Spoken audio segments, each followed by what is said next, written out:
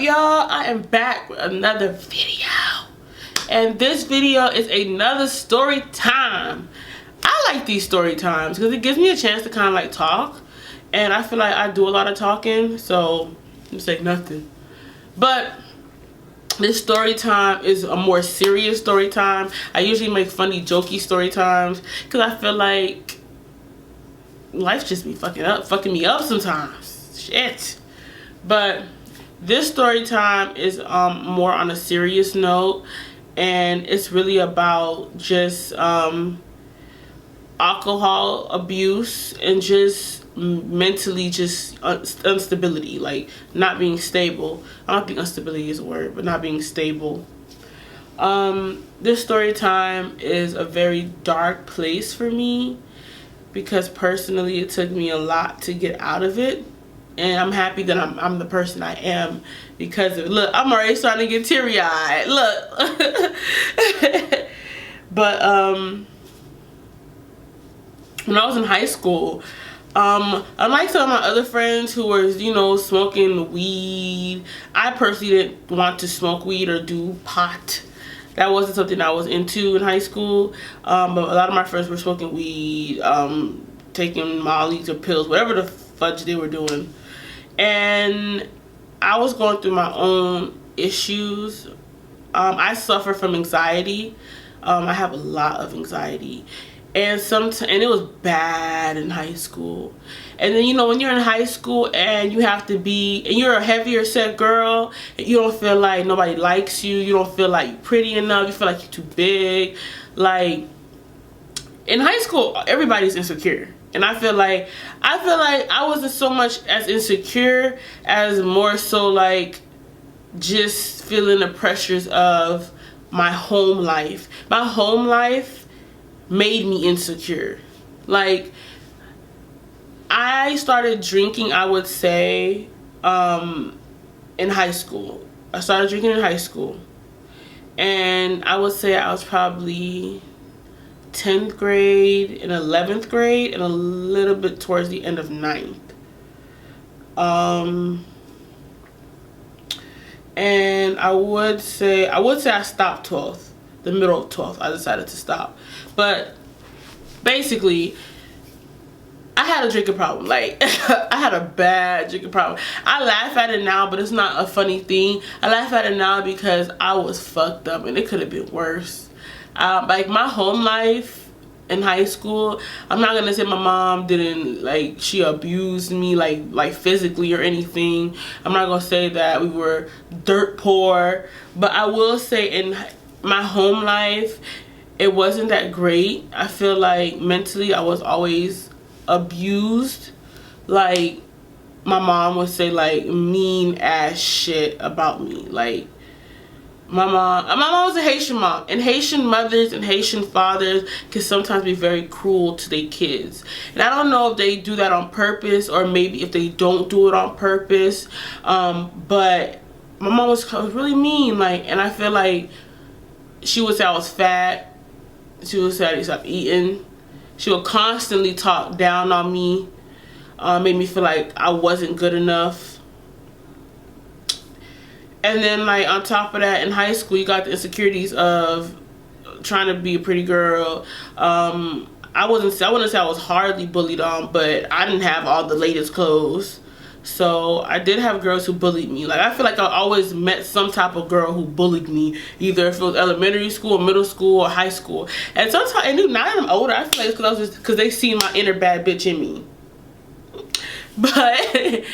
But that took a real big toll on me because I was just angry all the time. I remember one time, I think I was in 10th grade, my mom was taking me to school, and like she had said something in the house about my weight, and then I was just there in the car, I was upset. She was like, why are you upset? And I was like, well, and I was just like, you always making fun of me, making me feel like I'm not good enough, like I'm always fat. And I just busted out crying, you guys. And you know what my mama said? My mama was like, that's why you mad? That's why you crying? Get over it.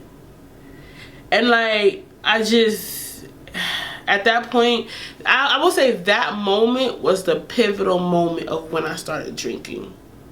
I started drinking at that moment, and I felt very unloved, like, and I wasn't close to my mom, and I feel like every little girl deserves, you know, to be close to their mother.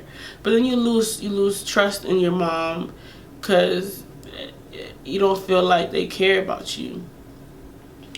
But yeah, after that day, I figured out what alcohol was. I wanted to kind of just, you know, I hung out with one of my friends. We drank some alcohol, and then I just liked how the feeling made me feel after school. I just felt like, fuck it. So then it started to escalate. I would like take alcohol. My mom had like a little wine thing, and I would just take some to school. I would ask my friends to bring me alcohol, and it was to a point where I would get my school would have slushies. I would take the slushies, put alcohol in it, and I would also pour NyQuil in it. Yes, sis, NyQuil. I would just stir that bitch up. So I'd be geeking in class, y'all.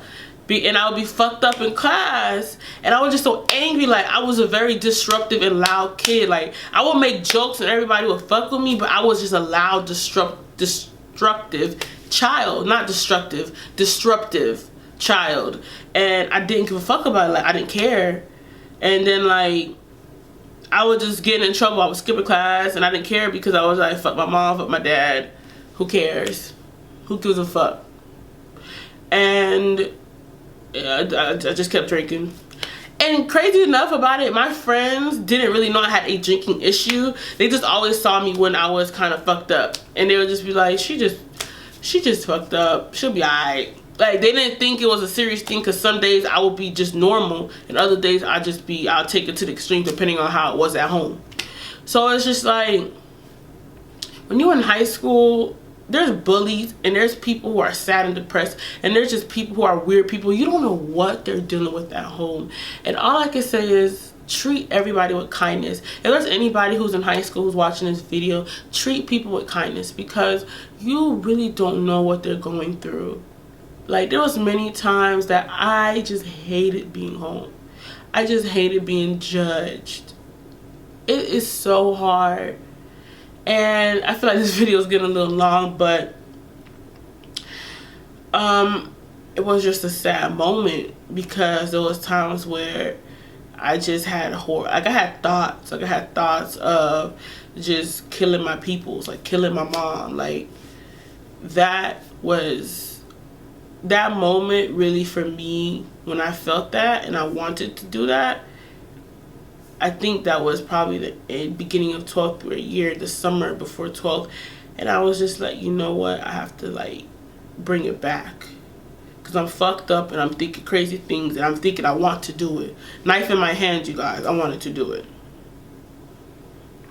And it was just like, at that point, I told myself consciously that I didn't want to drink no more.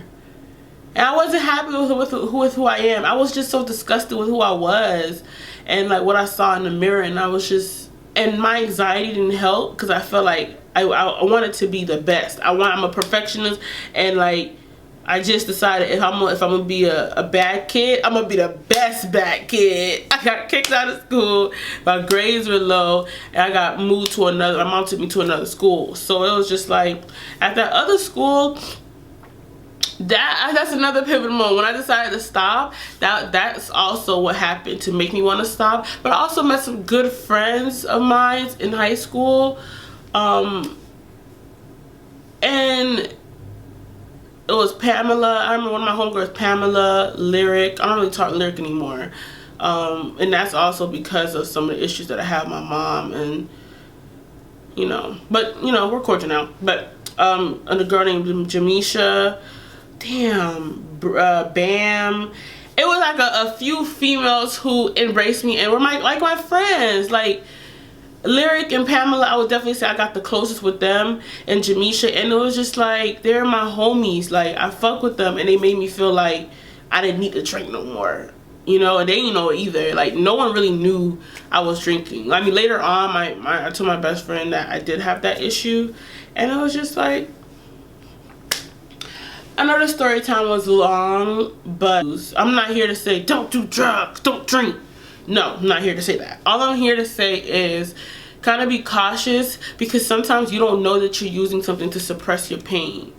I was young and I continued to drink, but I feel like sometimes I used that to suppress my pain that I was going through. And I thought that was better for me to do it that way. I'm happy I didn't cry, you guys. But, and you know what's good also is to go to counseling, because I went to counseling, what I would say last year. I started going to counseling about some of the issues that I had, and I feel like it really helped me, for me to see who I am and for me to get better. And I feel like that's something sometimes you have to do. And I feel like I bare my heart to you guys, but in all honesty, I feel like this is just something, you know, you gotta do. It's hard. Growing up in a Haitian household was not easy whatsoever. But I feel like even though there was bad to it, everything that I did, even the alcohol part, made me grow up to be somebody different. Thank you guys for watching. I don't even know if I should call this a story time or just a little rant, but this is my story time on how I got on alcohol at a young age in high school.